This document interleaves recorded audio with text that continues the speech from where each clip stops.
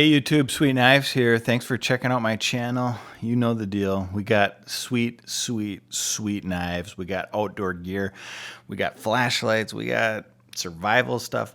All that good stuff. But today we got another ZT, and you're probably wondering, why am I reviewing some ZTs? Well, I like ZT, and ZT stands for zero tolerance. And they make some really nice knives. And I'm going to bust this one open. This has been one that I've had kind of just in my safe. I haven't really done much with it. So let's bust it open. Let's see what we got. I've been meaning to review this one for over a year, and I have not even really unboxed it. That's some paperwork. Let's see what's in here. More paperwork. This is the 609 RJ Martin KVT 20 CV in bronze titanium. It's a lot to say. So, how do I come across the knives that I like to review? I see them. I see them places. Oh, butter. Damn, I like that. Now I remember why I bought it. That feels good, guys. I'm not gonna lie. Let me just do that one more time. Looks good too, doesn't it? Yeah, check that out. Let's zoom in on it. Let's take even more looks. Look at that, polished. Now that's a nice pivot screw. I think that looks pretty kick-ass. There's the markings. RJ Martin CPM 20 CV. Some of the best steel that money can buy in the year 2021. And the reason it's some of the best is it's kind of like a stainless steel. There's nothing truly stainless, but it kind of is. And it's tough, really tough. So you think of like D2 and some of those other ones like that, they're kind of brittle. 20 CV is tough. Like, I mean, you can pry around and you're not going to bust that. I mean, you can bust it. Let's not, kid ourselves. It can be busted, but generally speaking, for any everyday use, 20 CV is one of your top steels that's tough. It's a tough steel. So any working type things that you're doing, you'll be able to do just fine. Look at that. Open frame. Got these back spacing studs there. Got the clip. Can be mounted on either side. Liner lock, frame, not liner lock, a frame lock. This is titanium, this bronze. It's like anodized, it's like anodized bronze, I guess. Very nice looking. Yeah, I don't know. That is just an awesome knife. Now, the thing that kind of pisses me off about these knives is, why are they so expensive? Huh? Someone tell me that. I mean, this is nice. I mean, I wish, and it feels good. I like the double finger. See how it's got two slots? A lot of these just have like one opening. No, this one's got two. I mean, it's a great grip. But why do they have to cost $300 or $400 in some cases? I mean, this is a production knife. I mean, it shouldn't. I mean, you could probably get this for $250 or $300, but why is it that much? I don't know. Well, I mean, I know why. It's made out of titanium, 20 CV, and upgraded hardware everywhere. Fit and feel the way it feels. I mean, these are your highest end knives. I mean, zero tolerance is zero tolerance for a reason. Everything is spot on. It's a good name for our company. I love the handle. I'm going to zoom into that. Look at the milling on that. The machining. Nice texture.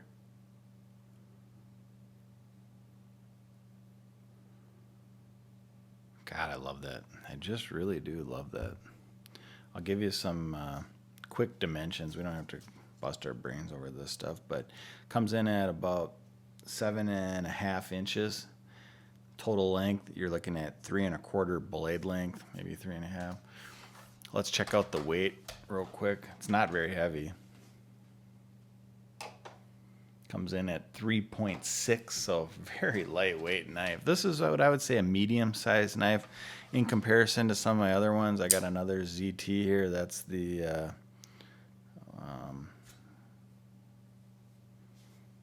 Sinkovich. Roughly the same size, just a little wider handle and wider blade. I got a bug out. Everybody likes the bug outs. It's a little bit bigger than the bug out. I got a Victorinox Swiss Army Hunter, as you can see, and then I love the classic 110s. How can you beat the classic 110 with Cabela Alaskan Guide? And then I like the Griptilians too. In a lot of ways, the blade is bigger than the Griptilian, but the knife is a little bit thinner profile. And then the big dog is the Contigo. It's not quite as big as the Contigo. Contigo is a really big knife. One thing should be noted, this is a thinner profile blade. Thinner profile means you're going to cut a lot better. You're going to slice a lot better. So as far as working edge, due to the fact that it's 20 CV and a thinner blade with geometry, and the way that that's ground, slight, I would say that's pretty much a flat grind. Well, it might be hollow. It's either hollow or let's see if we can figure that out on the fly here. I'm gonna just see if I see any. Yeah, that's flat. That's a flat grind. There's absolutely no gaps there. You can tell because if I took the 110, which we know is a hollow grind, and I do the same thing here, and I'll zoom into 3 power, you see how there's a gap right there? That's how you can tell you got a hollow grind. This is a flat. I know it's not easy to see, but you can see there's a little bit of a gap there. So that one's a hollow grind, but this one is not. See, it's perfectly flat. So that makes it really good geometry. I mean, it's personal preference, right? But they say a flat grind slices better through stuff, and a hollow grind is better for like skinning, so, and can get even sharper in some degrees. So 6 to 1, half a dozen the other, but this is a flat grind, and it's almost a full flat grind. If it went up to here, it'd be a full flat grind, but it's just a flat grind. Nonetheless, it's a damn nice knife. I like it. I think you guys should buy one, really, truthfully. Just go out, buy one.